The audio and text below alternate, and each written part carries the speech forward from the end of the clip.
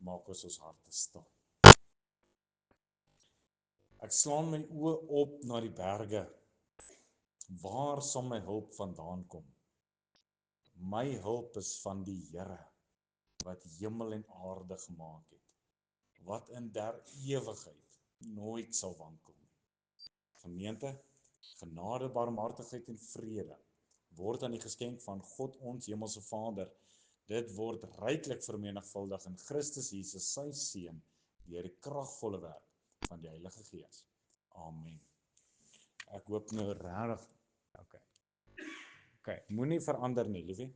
Ek sal van nou af verander. Goed. Het julle die tema gesien? Wandel deur die Gees. Dis die hooftema. Die subtema vir vanaand, die vrug van die Gees. Nou, Bybelstudente, waar vind ons die vrug van die Gees? In die Bybel nou. Ons moet blaai en iewerste oopmaak. Galasiërs 5. Nog 'n raaiskoot? Galasiërs hoofstuk 5 voor ek. Nee, Galasiërs hoofstuk 5 nie. Galasiërs hoofstuk 5 praat van die vrug van die Gees, maar daar's nog 'n plek in die Bybel wat praat van die vrug van die Gees. En ons net die uitnodiging gelees het. Blaai asseblief vir my na Efesiërs hoofstuk 5 toe. Efesiërs hoofstuk 5, maar nou voordat ons gaan lees, wil ek net as jy die vrug van die Gees vat, die term vrug van die Gees, en jy gaan ondersoek dit, dan vind jy dit net in 2 gedeeltes in die Bybel. Jy vind dit net in Efesiërs hoofstuk 5 en jy vind dit net in Galasiërs hoofstuk 5. So nou met dit saam moet ons net gou 'n onderskeid maak tussen hierdie 2, want Galasiërs hoofstuk 5 is die bekende ene, die een waarna toe ons altyd verwys, die een waarna toe ons altyd sê dat die vrug, ons het selfs 'n liedjie daaroor, want die vrug van die Gees is liefde, en dan gaan ons nou so aan. So as ons die konteks vat van Galasiërs hoofstuk 5, dan moet ons daar raak sien dat Paulus is daar besig om te beklei teen 'n dwaalleer. Die mense van Galasië is beïnvloed deur mense wat geleer het dat gelowiges steeds deur die wet geregverdig moet word, veral die besnydenis en alle Joodse gebruike. En die groot tema van die oorhoofse brief is regverdigmaking wat alleenlik deur geloof geskied, die vryheid wat ons in Christus het en die lewe deur die Gees en nie deur die vlees nie. Dis hoekom ons die werke van die vlees moet aflê, soos hoerery, afgod, korediens en al die klas van goed. En hy praat ook dan nou oor die stryd wat daar is tussen die Gees en die vlees. En nou kom ons by Efesiërs en die konteks is so bietjie anderste. Paulus se fokus is hoofsaaklik op die stryd tussen die wet en die genade. Ja, die wet en die genade.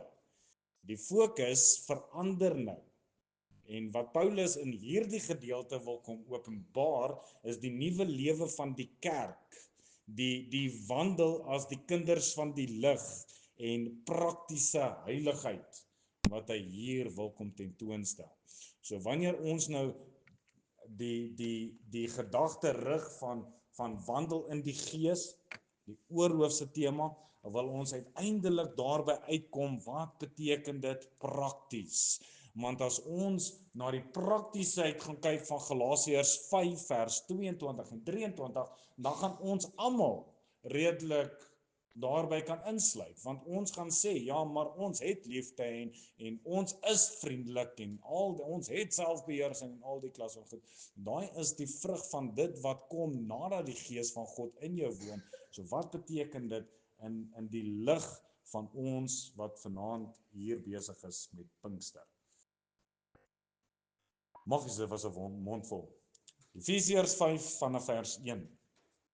En ek wil hê jy moet ook let op hoe hy die Gees beskryf, die Heilige Gees beskryf en wat die opdrag is aan die kinders van die Here. Hy sê: "Wees dan navolgers van God soos geliefde kinders en wandel in liefde, soos Christus ons ook lief gehad het en hom vir ons oorgegee het as 'n gawe en 'n offer aan God tot 'n lieflike geur.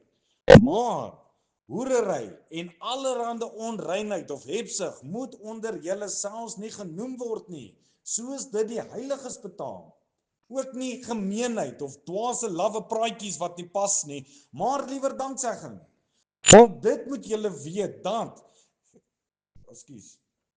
geen hoereerder of onreine of gierigaat of afgode dienaar, ek wil net daai sin weer begin, want dit moet julle weet dat geen hoereerder of onreine of gierigaat wat 'n afgode dienaar is, 'n erfdeel het in die koninkryk van Christus en van God nie. Laat niemand julle met ydelle woorde verlei nie, want daardeur kom die toorn van God oor die kinders van die ongehoorsaamheid. Wees dan nie hulle deelgenote nie, want vroeër was julle duisternis, maar nou is julle lig in die Here, wandel soos kinders van die lig.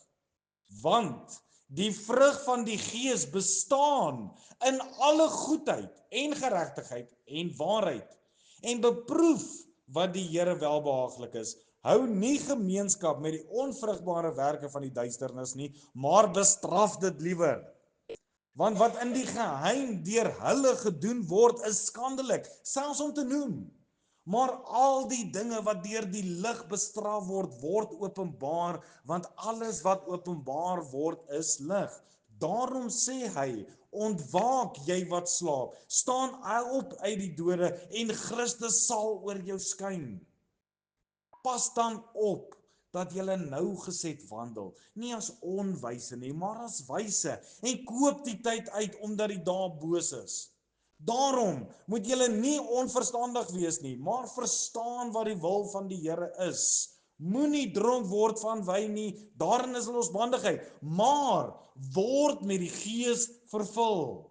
Spreek onder mekaar met psalms en lofsange en geestelike liedere en sing en psalms sing in julle hart tot eer van die Here, terwyl julle God die Vader altyd vir alles dank in die naam van ons Here Jesus Christus en aan mekaar onderdanig is in die vrees van God.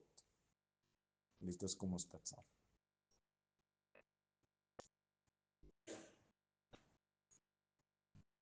Here, ons kan nie ontken dit wat ons vanaand gesing het,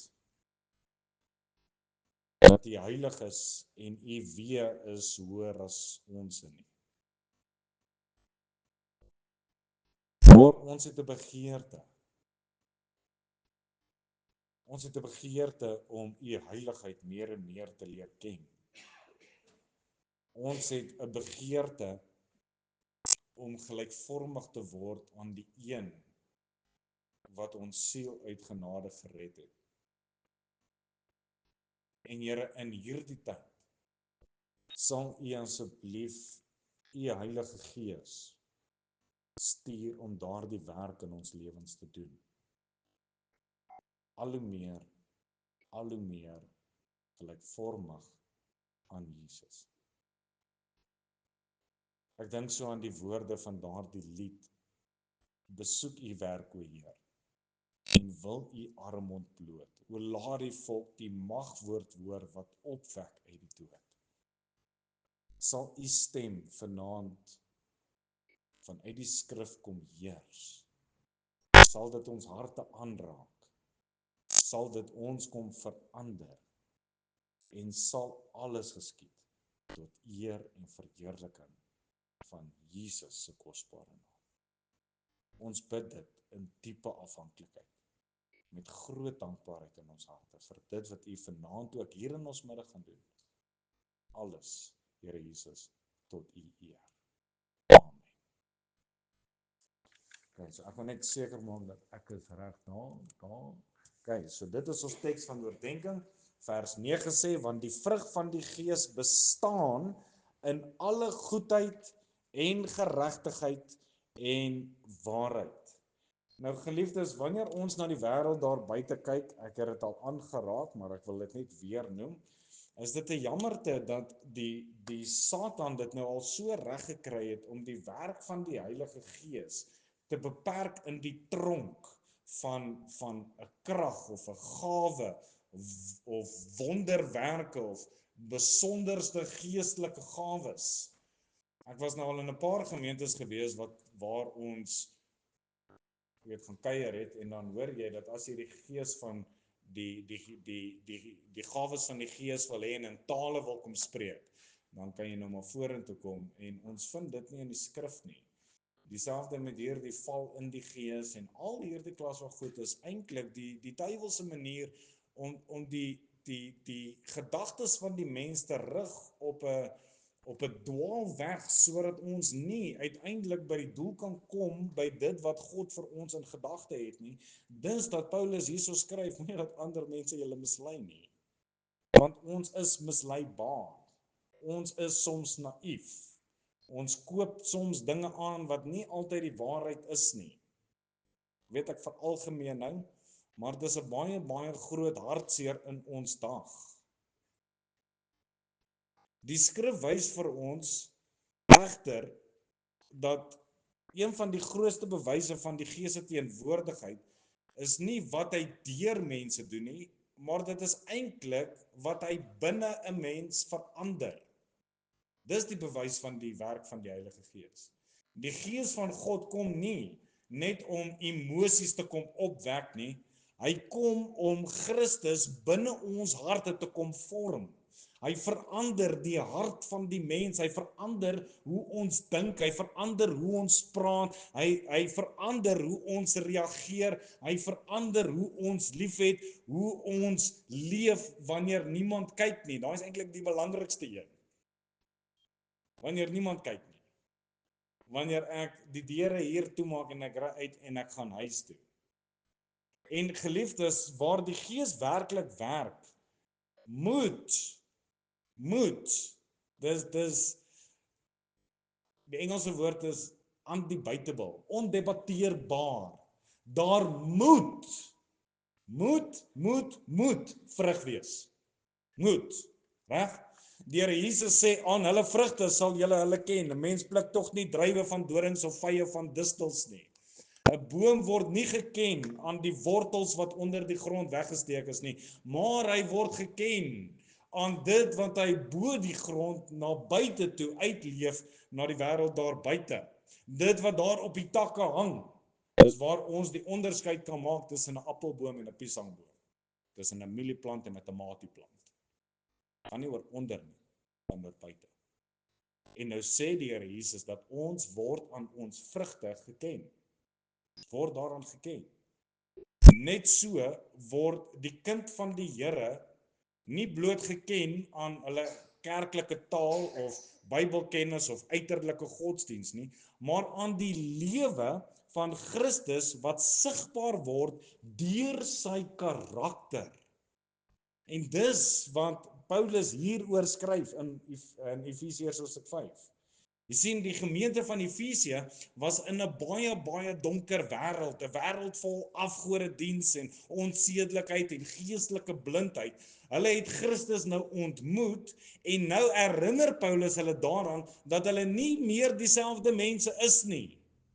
Daarom sê hy in vers 8, want vroeër was julle duisternis, maar nou is julle lig in die Here, wandel soos kinders van die lig. Duidelike opdrag, duidelike onderskeid. Julle was en julle is nou. En nou is dit merkwaardig dat Paulus nie net vir hulle sê dat hulle was in duisternis nie, maar dat hulle in hulle self duisternis was. Sonde het elke deel van die mens beïnvloed. Maar nou kom Christus en hy verander die mens na redding. Hulle identiteit verander, in Christus verander dit. 2 Korintiërs 5 vers 17 sê, as iemand in Christus is hy 'n nuwe skepsel. Sommige van die ou dinge het verbygegaan en kyk, sommige van dit het nuut geword, né? Nee, alles. Al die ou dinge het verbygegaan en nou sê hy, daar's 'n baie mooi woordjie daarso, daai opdrag, kyk, alles het nuut geword.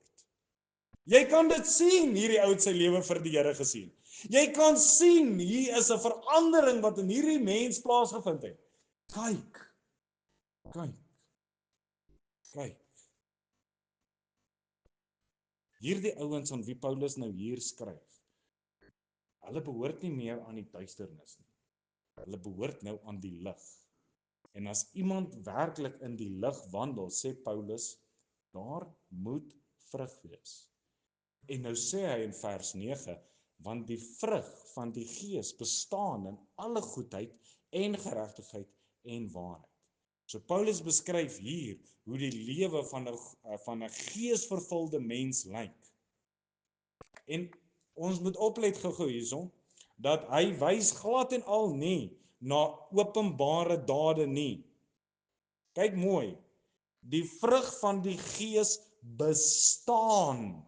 Dit bestaan. Die vrug van die Gees wat in my werk, bestaan. Bestaan in my kleredrag. Dit bestaan in hoe ek praat. Dit bestaan in die mooi woorde en dit wat ek vir die kerk doen en die koeksisters wat ek bak. Wat sê hy daar? Vers 8. So kom ons gaan na vers 9 toe. Vers 9. So hy sê, let mooi, al hierdie wonderlike dinge wat ek uiterlik doen, dis waarin die vrug van die Gees bestaan. Kan u dit sien? Maar ek kan nie. Ek kan nie, want dis nie waarin die vrug van die Gees bestaan nie. Glad en al. Glad en al. Die Heilige Gees, geliefdes, word diep binne in 'n mens gewerk, totdat die lewe van Jesus sigbaar word vanuit my. Dit gaan nie oor my mooi woordjies en my mooi praatjies nie. Dit moet Jesus wees wat uit my skyn. Laat julle lig so voor die mense skyn, sodat hulle julle Vader in die hemel kan verheerlik, nie julle self nie. Die Heilige Gees en heiligmaking was nooit deur God ontwerp om die mens te verheerlik nie.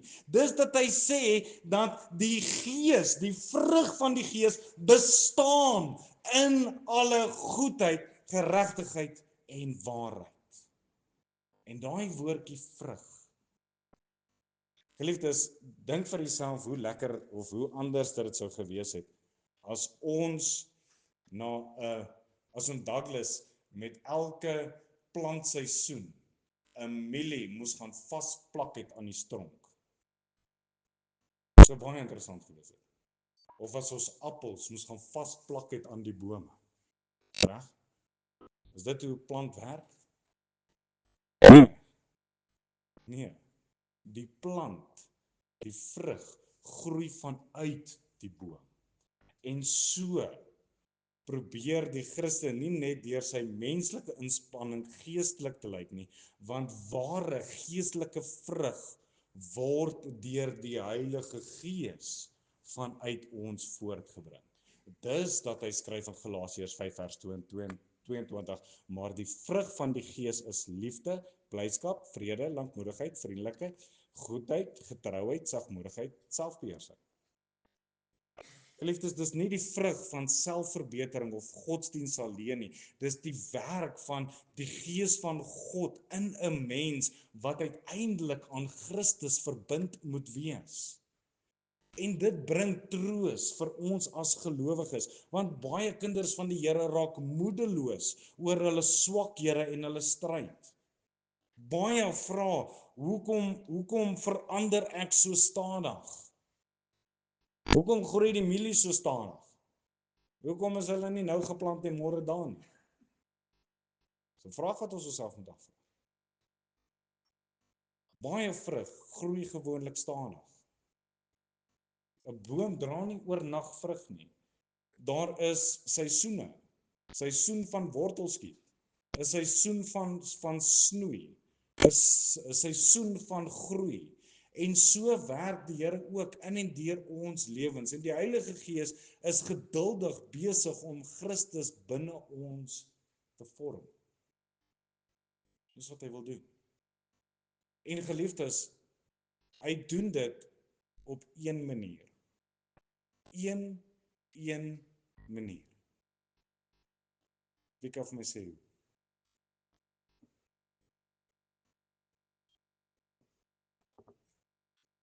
Johannes 17 vers 7. Heilig hulle in u waarheid. Die woord is waarheid.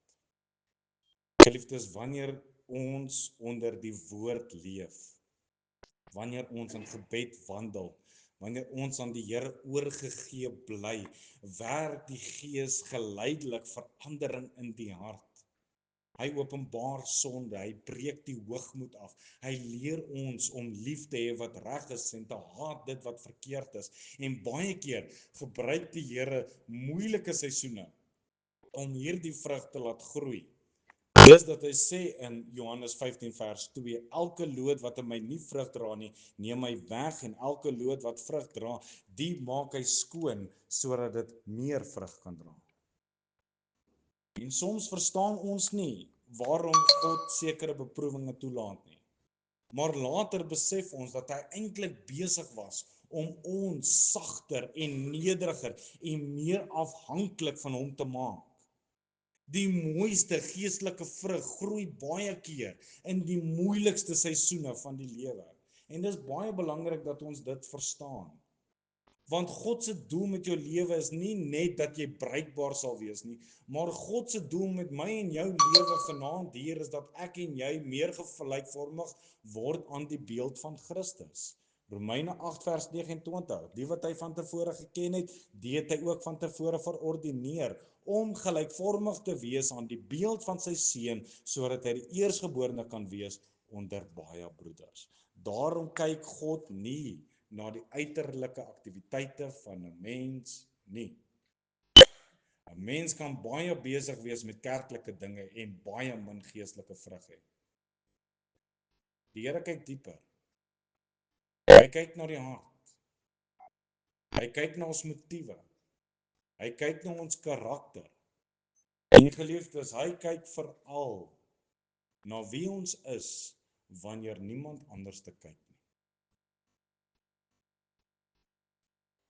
Ware geestelikheid word uitendeel nie gemeet aan hoeveel 'n mens praat oor die Gees nie, maar hoeveel die karakter van Christus sigbaar word in ons lewens. En nou kom hy en Paulus openbaar hierdie vrug veral in 3 dinge: in die goedheid, in die geregtigheid en in die waarheid.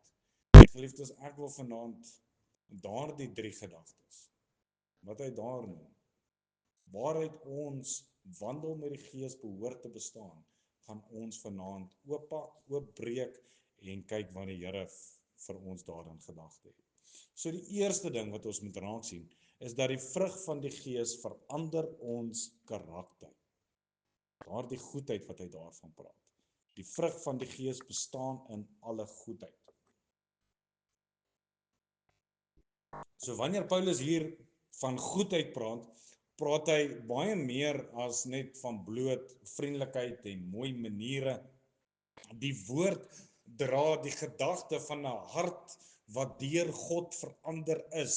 'n Hart wat sag geword het onder die werk van die Heilige Gees. Want jy sien, voordat 'n mens Christus ken, dan leef die mens net vir homself. Want sonde maak ons hard en maak ons selfgesentreerd. Dit maak ons trots. Die natuurlike mens vra in alle omstandighede, wat kan ek hieruit kry? Hoe bevoordeel dit alles my? Wie sien my raak wanneer ons dit doen? Maar die Heilige Gees in 'n mens begin werk om daardie hart van die mens te kom versag, te kom afbreek.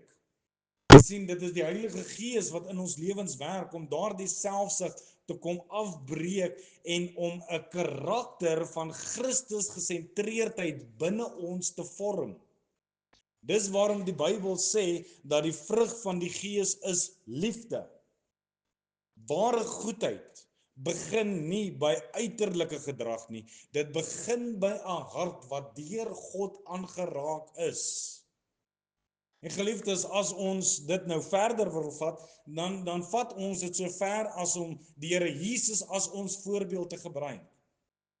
Die mooiste woorde vir my is Paulus se woorde in in Filippense waar hy sê dat hierdie gesindheid wat in Jesus was, behoort net so in julle te wees. En hoe was Jesus se goedheid?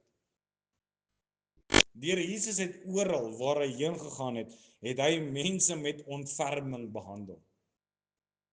Jesus het tyd gemaak vir mense wat ander mense afgeskryf het. Hy het die malaatses gaan aanraak, hy het die vermoeides genader, hy het sondaars ontvang, en selfs aan die kruis het hy gebid, Vader, vergeef hulle, want hulle weet nie wat hulle doen nie. En geliefdes, daai is die karakter wat die Here Jesus, of wat die Heilige Gees binne my en jou wil kom vorm. Want die wêreld bewonder dikwels mense wat sterk en hard en geldend is, maar die Gees van God vorm iets anders in 'n mens. Hy kom verander ons na sagtheid, na nederigheid, na genade. En geliefdes, dit beteken glad en al nie swakheid nie. Die Here Jesus was sagmoedig geweest, maar hy was nie swak nie. Ware geestelike goedheid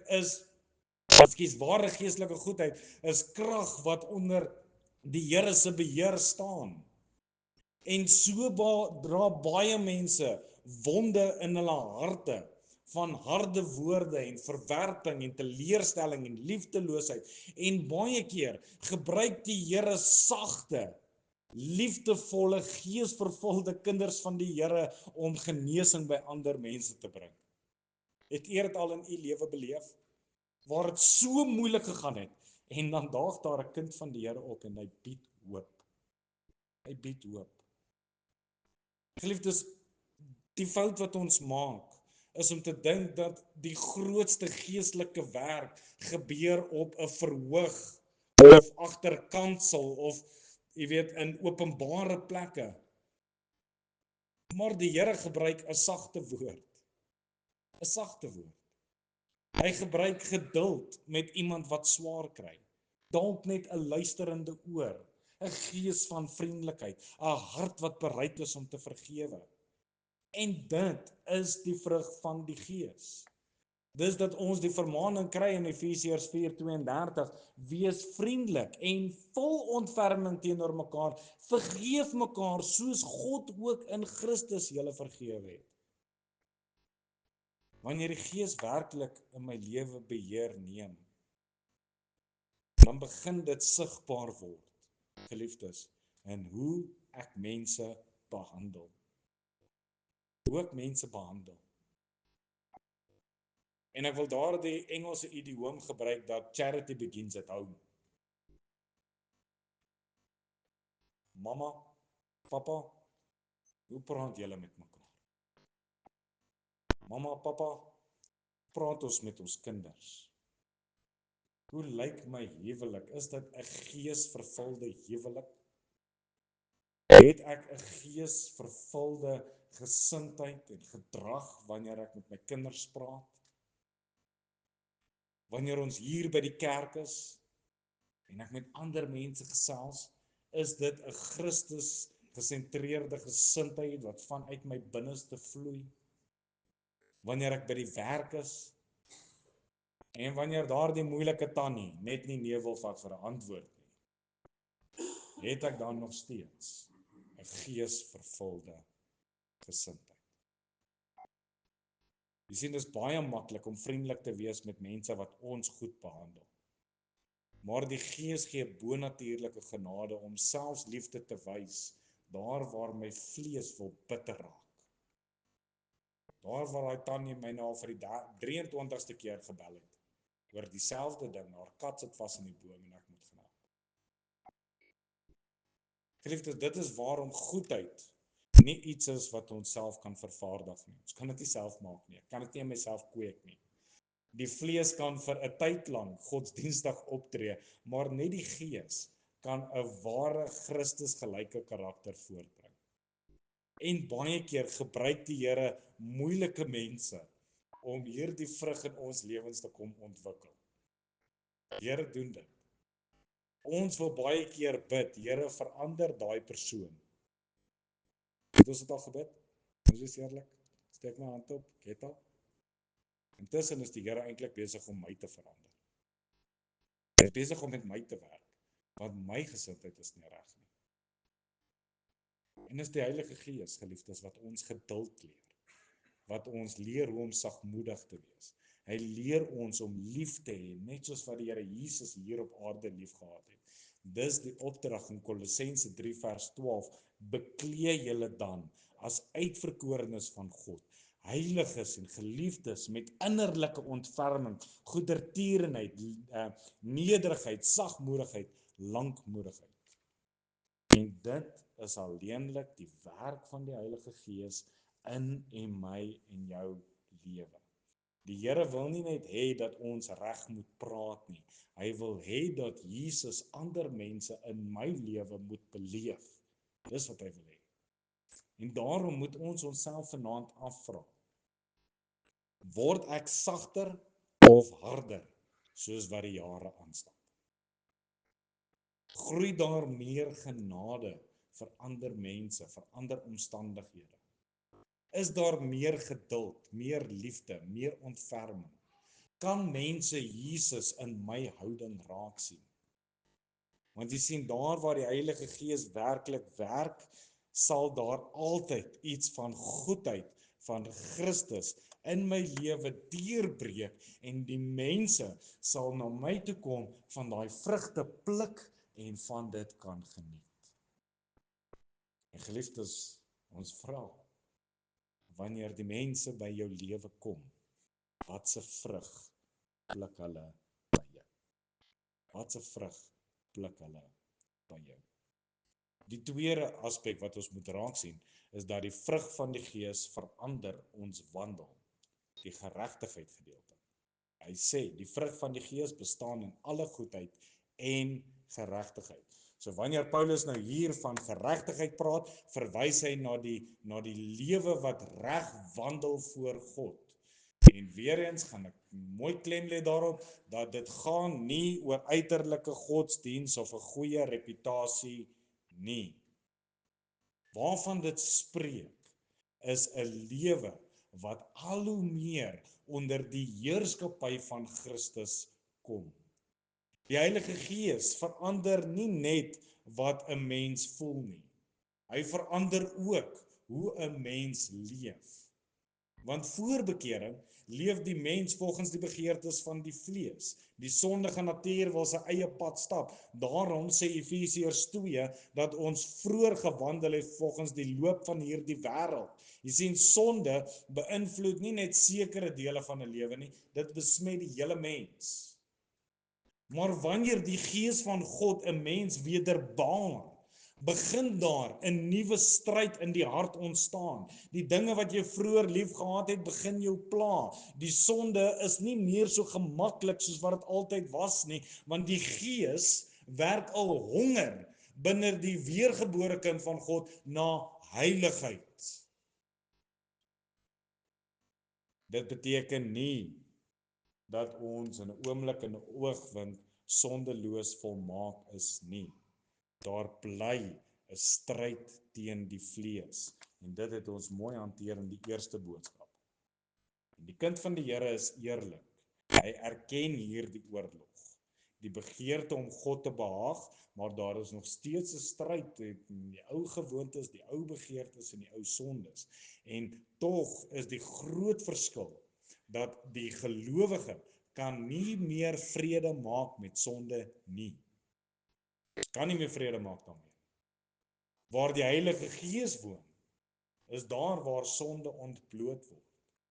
Is daar waar hy die hart oortuig, waar hy die gewete waarsku. Dis die Heilige Gees, geliefdes, wat 'n heilige onrus bring wanneer ons afdwaal van die hart van die wil van God. En geliefdes, as ons nie daai stemmetjie het, as ons nie daai oortuiging het nie, dan moet ons weer teruggaan na Johannes 3 vers 3 toe. Johannes noem hom in Johannes 16 die Gees wat oortuig van sonde. En baie keer ervaar die kind van die Here hierdie werk diep en persoonlik.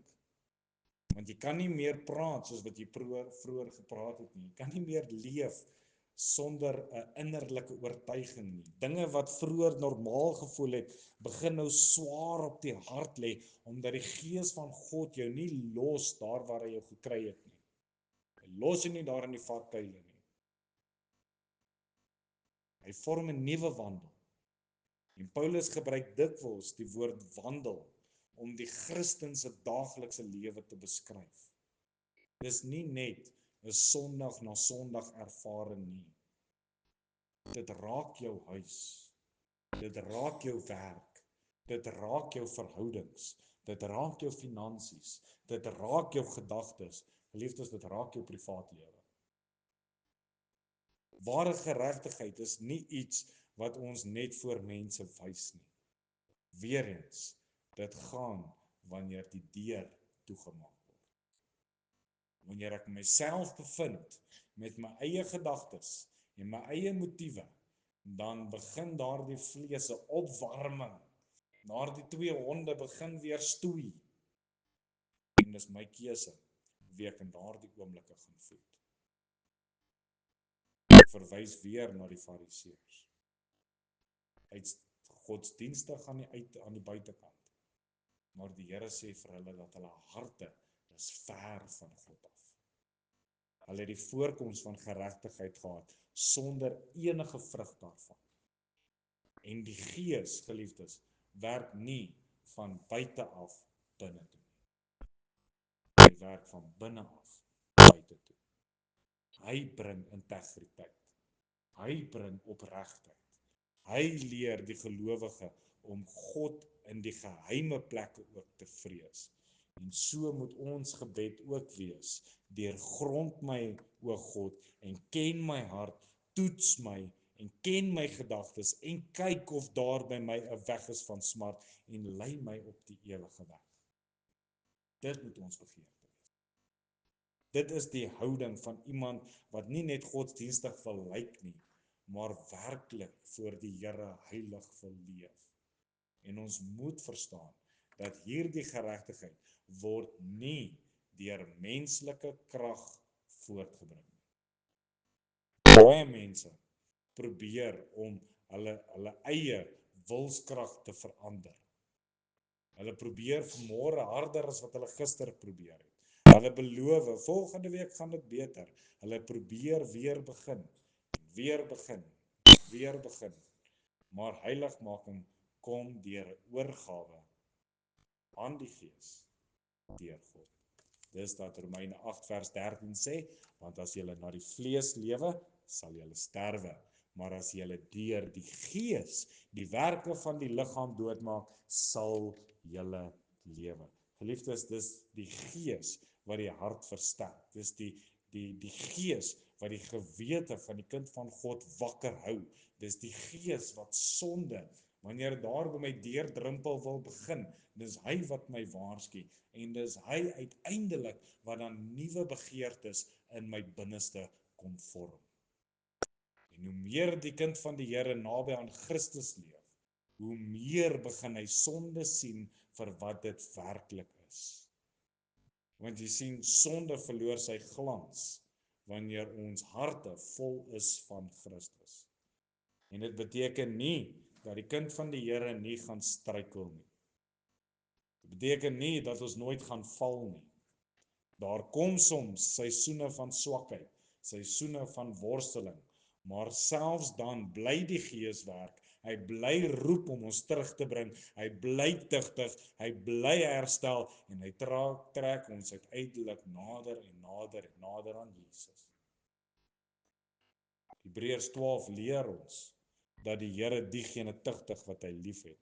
En tugtiging is nie 'n teken dat God jou verwerp het nie, maar die bewys dat jy sy kind is. Ek slap nie aan ander mense se kinders nie. Die Here slap ook nie aan die wat nie aan hom behoort nie.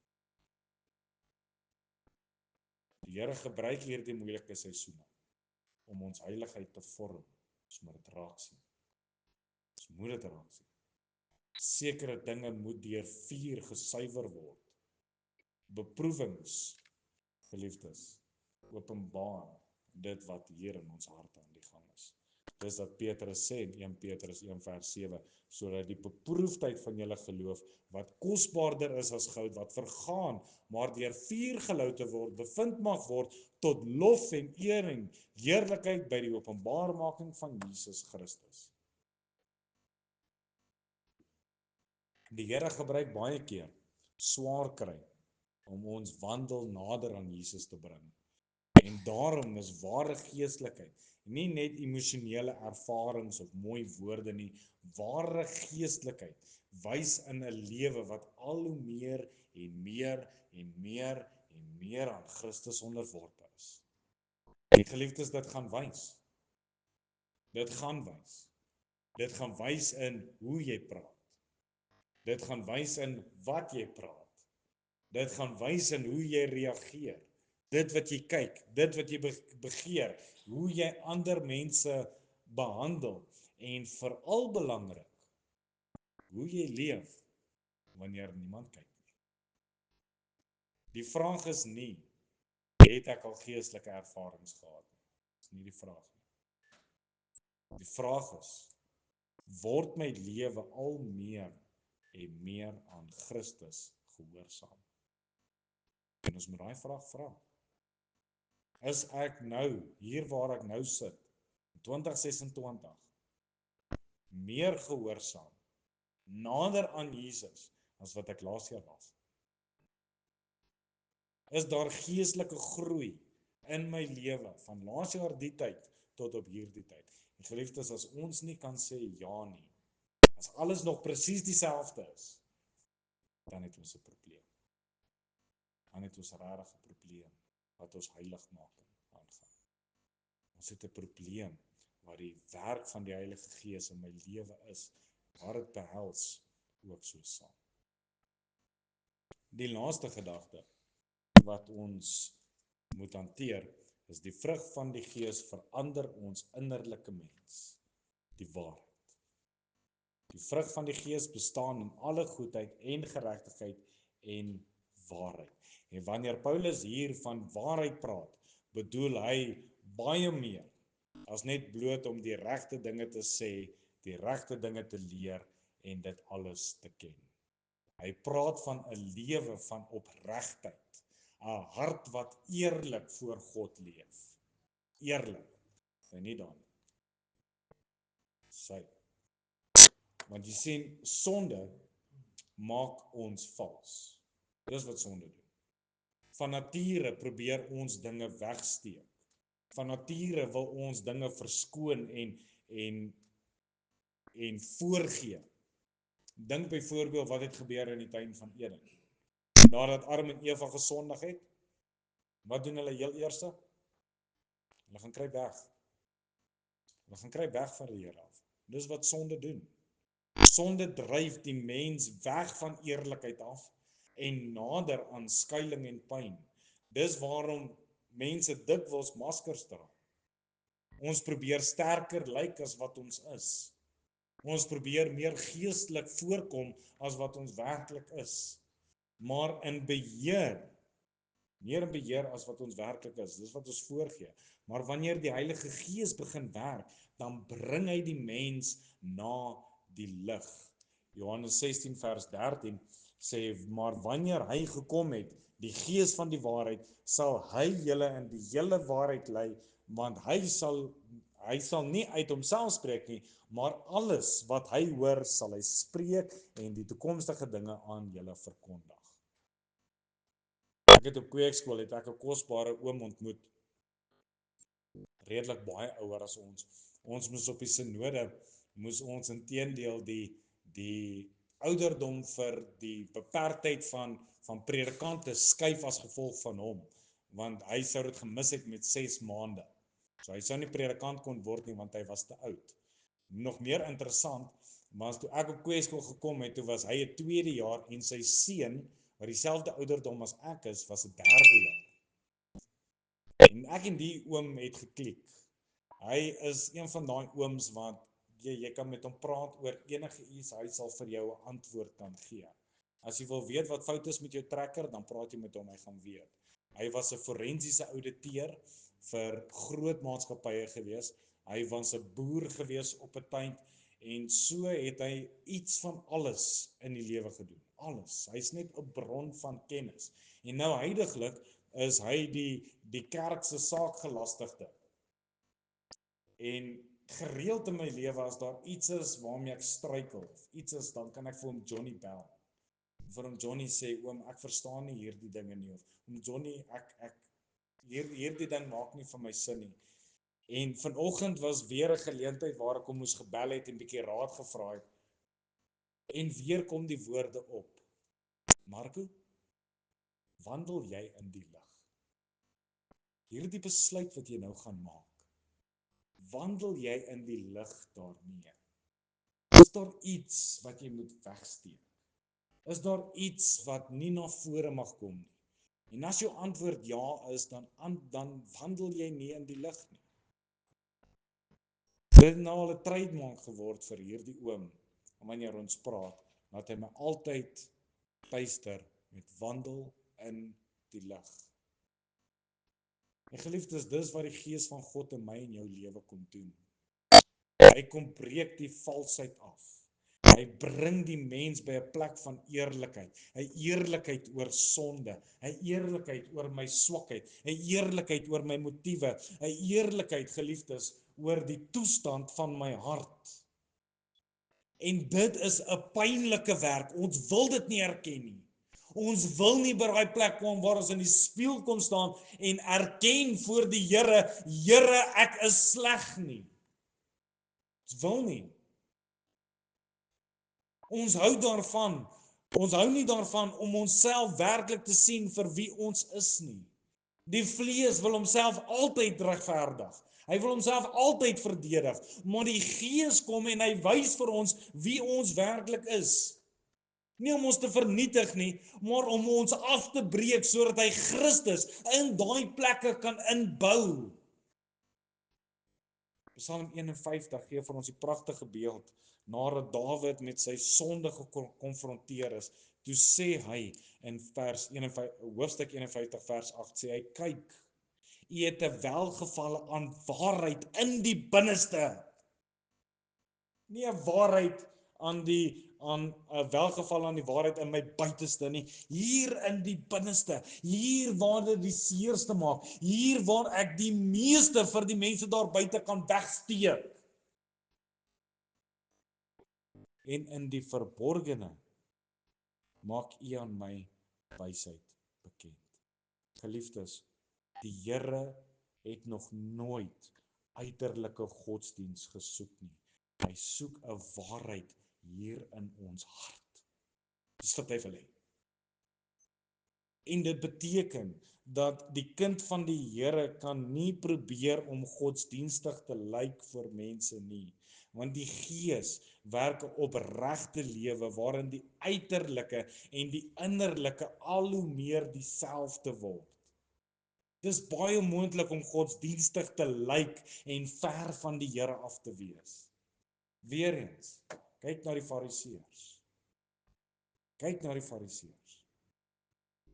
Van buitekant mooi, maar binnekant was hulle dood. Die Heilige Gees werk van binne af buite toe. Hy verander nie net ons gedrag nie, hy verander die innerlike begeertes. Hy verander nie net ons woorde nie, hy verander die motiewe hoekom dit gesê word. Hy werk waarheid waar daar vroeër net skynheiligheid was. En hierdie waarheid bring uiteindelik vir my en vir jou vryheid. Want baie mense leef uitgeput omdat hulle voortdurend probeer voorgee voor ander. Ek gee voor my familie, voor my kollegas, voor die kerkmense. En die hartseer is ons gee voor God. Maar daar is 'n groot bevryding wanneer 'n mens ophou wegsteek en eerlik met die Here kom word. Dis dat hy sê in 1 Johannes 1 vers 7, maar as ons in die lig wandel soos hy in die lig is, dan het ons gemeenskap met mekaar en die bloed van Jesus Christus, sy seun, reinig ons van alle sonde. Dit gebeur nie wanneer ek dingetjies wegsteek nie. Dit gebeur wanneer ek die Gees van God toelaat om 'n lig in my lewe te kom skyn, om my te kom wys die verskil tussen die leuen en die waarheid. En geliefdes, om in die lig te wandel beteken nie ons gaan volmaak wees nie. Dit beteken net dat ek leef oop voor die Here. Oop. Ons hou nie vas aan geheime sonde nie. Ons is nie besig om daardie sonde voortdurend te verskoon nie. Maar inteendeel, bring ek dit na die Here toe, dat hy my kan reinig van alle sonde. Die Gees is die een wat ons leer om vinnig te bely, vinnig te breek voor die Here en vinnig terug te keer na Christus toe. Dit is waarom trots en die werk van die Heilige Gees altyd teen mekaar bots. Want trots wil homself beskerm. Hy wil altyd reg wees. Hy wil altyd goed lyk, maar die Gees werk in nederigheid. Hy bring die plek waar ons soos die tollenaar kan bid. O God, wees my sondaar genadig. Dis 'n man wat erken het wie hy voor die Here is. En ironies genoeg is dit net daar waar geestelike groei begin. Net daar. Want God werk met eerlike harte. En baie keer gebruik die Here selfs beproewings om hierdie waarheid in ons te kom werk. Swaar tye wat werklik binne ons leef. En wanneer die druk kom, dan is dit baie maklik vir bitterheid om uit te kom, of ons geloof om te val, of ons afhanklikheid gaan soek ons weer op ander plekke, vrees en vertroue wat getuister word, maar die Gees, die Heilige Gees, gebruik hierdie dinge om die hart oop te breek en om ons uiteindelik nader aan die waarheid te bring. Nie my waarheid nie, God se waarheid. Nie my lig nie, God se lig. Dis waarom die Here soms toelaat dat ons eie swakheid openbaar word. Hy wys vir ons dat ons hom nodig het. 2 Korintiërs 12 vers 9 sê, en hy het vir my gesê, my genade is vir jou genoeg, want my krag word in swakheid volbring. Baie liewers sal ek dus in my swakhede roem, sodat die krag van Christus in my kan woon. Die Gees leer ons om nie meer op die beeld van geestelikheid te bou nie, maar ons bou op Christus alleen. En wanneer daardie waarheid my hart vul, dan raak dit die mond ook aan. Dis skryf Paulus in Efesiërs 4:25, lê die leuen af en spreek die waarheid, elkeen met sy naaste, want ons is mekaar se lede. 'n Geesvervulde mens word iemand van waarheid, van eerlikheid en opregtheid, betroubaarheid. Dis nie iemand wat 'n dubbel lewe lei. By die kerk lyk ek mooi, maar by die huis is ek die duiwel. Dis nie volmaak nie, maar is eg. Dis legit.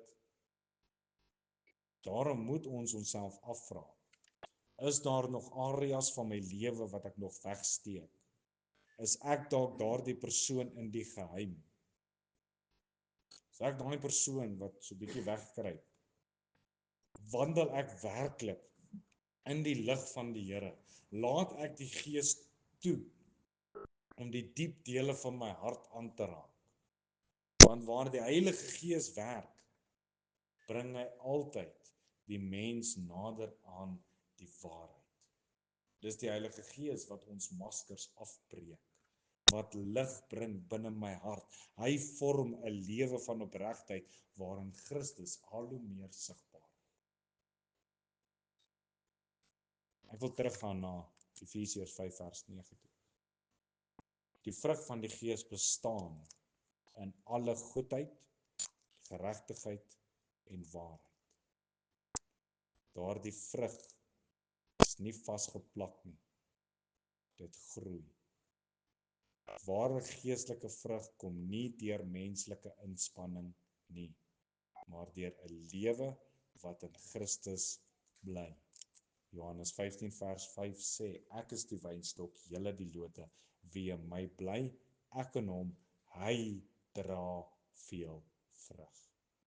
Want sonder my kan julle sommige dinge nie doen nie. Né? Ons kan niks doen nie. Ons moet dit erken. Ons moet dit vat. Geliefdes, ons moet dit leef. Die vrug is die natuurlike gevolg van my verbondenheid aan Christus. En dit is maklik om moedeloos te word.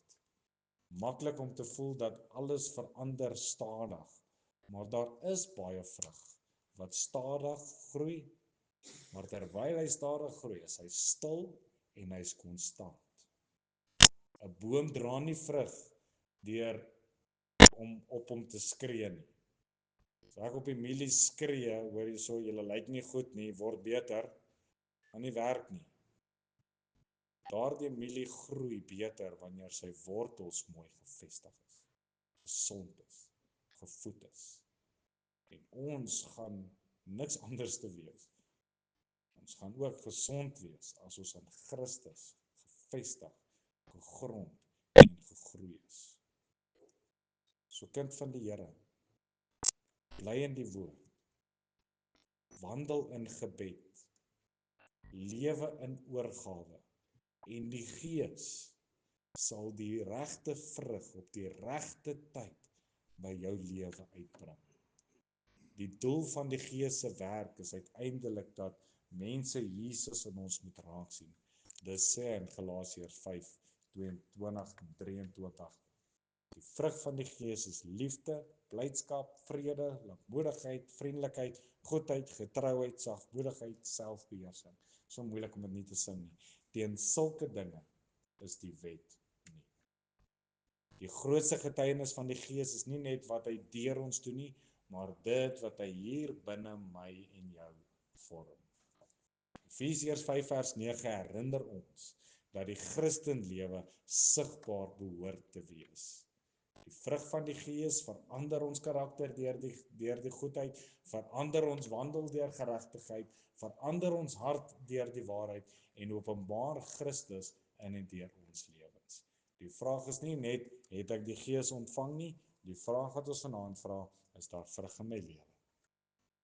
As mense vanaand na my lewe toe kom, iets van my pluk, gaan dit iets goeds wees. Gaan dit iets goeds wees. Daar waar die Gees werklik woon, geliefdes, daar sal altyd vrug wees. Altyd.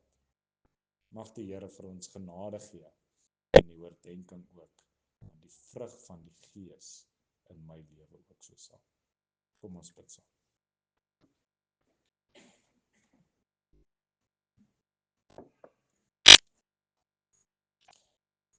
Here Jesus, ons bekyk hierdie dinge en baie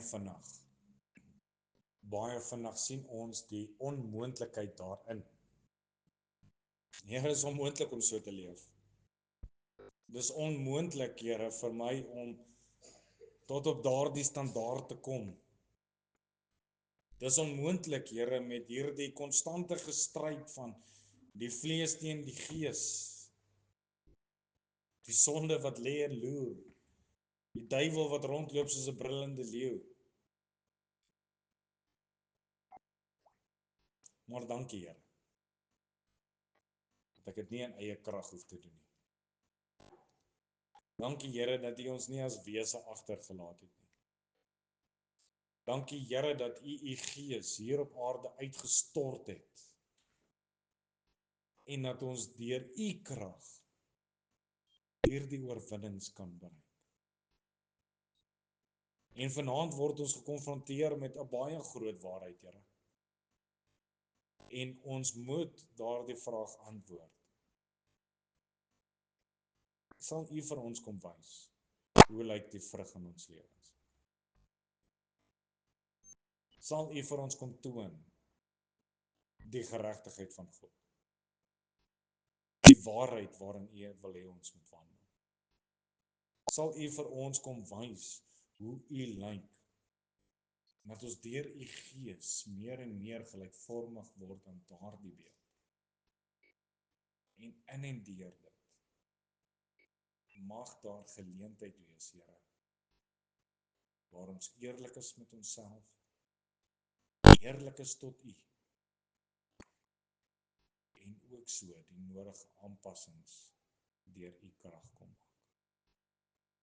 Dankie Here vir U goedheid. Dankie Here vir U guns. En dankie Here dat ons dit alles by U voete kan kom neerlos. Die belofte daarin gevind.